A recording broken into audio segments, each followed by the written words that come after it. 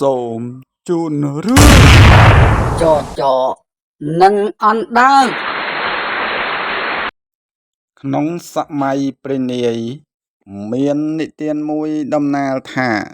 ថ្ងៃមួយមានសត្វចចកនិងអណ្ដើកបានជួបគ្នា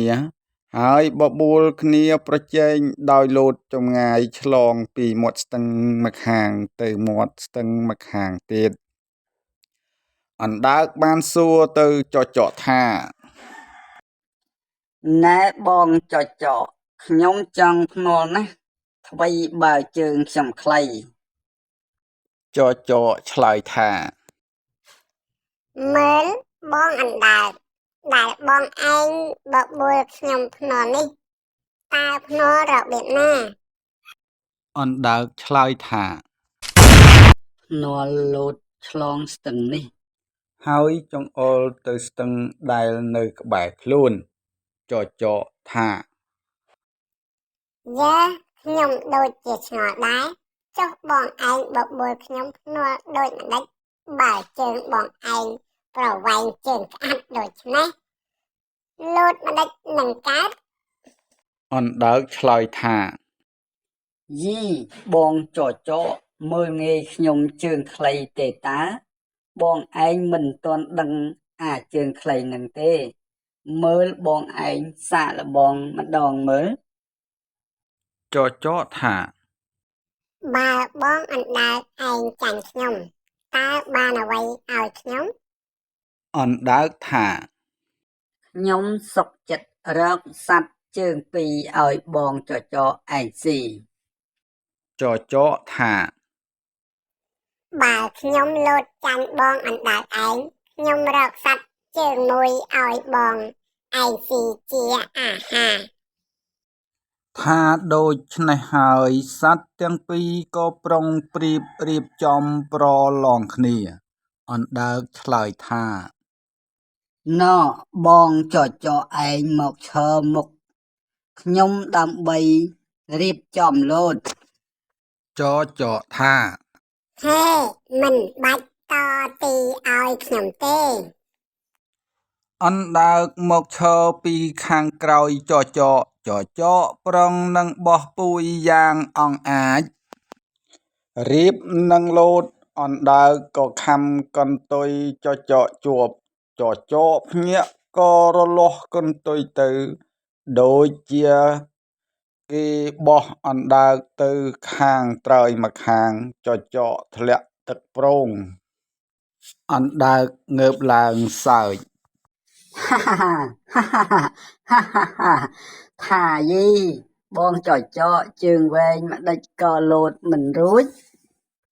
ចចកក៏ស្រវេស្រវាឡើងទៅលើគោករលាស់ខ្លួនភិល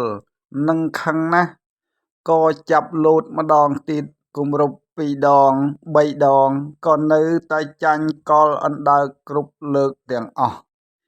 ឯចចកបានជាហ៊ានធានារកសត្វជើងមួយឲ្យអណ្ដើកស៊ីក្នុងពេលដែលខ្លួនចាញ់នោះដោយអាងថាអណ្ដើកលោតមិនឈ្នះខ្លួនលុះដល់ពេលលោតត្រឡប់ជាចាញ់អណ្ដើកវិញនោះក៏នឹកភ័យ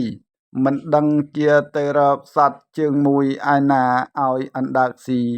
ក៏គេចរត់ភៀសខ្លួនបាត់ទៅអណ្ដើកក៏ខំរត់ទៅតាមចចករត់ទៅបានជួបនឹងសុភាទន្សាយកំពុងតែធ្វើជាជាងដំដែកឮពើងបានឃើញឆ្កែចចកបោលចូលមកក៏សួរថាបងចចកឯងមានភ័យអាសន្នអ្វីបានជារត់ក្រហេបក្រហបយ៉ាងនេះចចកឆ្លើយថាខ្ញុំភ័យខ្លាចសត្វអណ្ដើកវាដេញតាមខំខ្ញុំពីព្រោះខ្ញុំភ្នាល់លោតទឹកចាញ់វាសុភាទន្សាយឆ្លើយថាអូអ៊ីចឹងទេឬបើដូច្នេះចូលបងកុំភ័យឲ្យសោះ ជួយដំដែកឲ្យខ្ញុំនឹងជួយឲ្យបងឯងរួចខ្លួន ឆ្កែចចកក៏ខំដំដែកឲ្យសុភាទន្សាយទៅឯអណ្ដើកក៏ខំវាខ្វេះតាមមកទាន់ឃើញចចកកំពុងតែដំដែកអណ្ដើកស្រែកសួរថា យើបងចចកនៅទីនេះទេខ្ញុំខំតែដើររកមុខយូរហើយឥឡូវស្រាប់តែឃើញបងចចកមកក្រាស់នៅទីនេះសោះ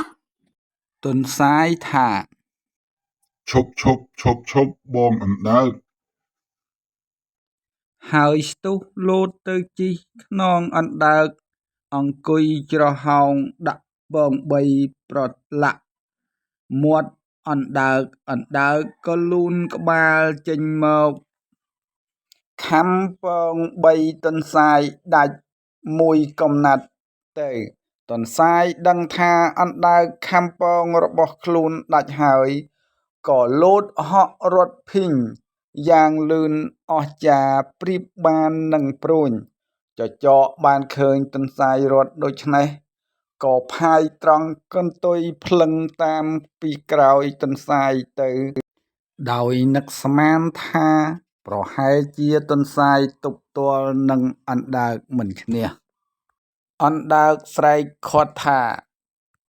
ឈប់ ចចកឆ្លើយថា ទេអញមិនឈប់ទេអញមិត្តចូលព្រៃជាមួយបងទន្សាយហើយ ថាតែប៉ុណ្ណេះចចករត់ឥតងាកក្រោយតម្រង់ទៅព្រៃបាត់ទៅលែងចូលមកភូមិស្រុកវិញរហូតព្រោះមានរឿងដំណាលដូចច្នេះបានជាមានអ្នកប្រាជ្ញបុរាណលោកបានក្រើនរំលឹកថាអ្នកធំកុំមើលងាយអ្នកតូចតាចប្រយ័ត្នមានគ្រោះថ្នាក់ដូចរឿងដំណាលនេះ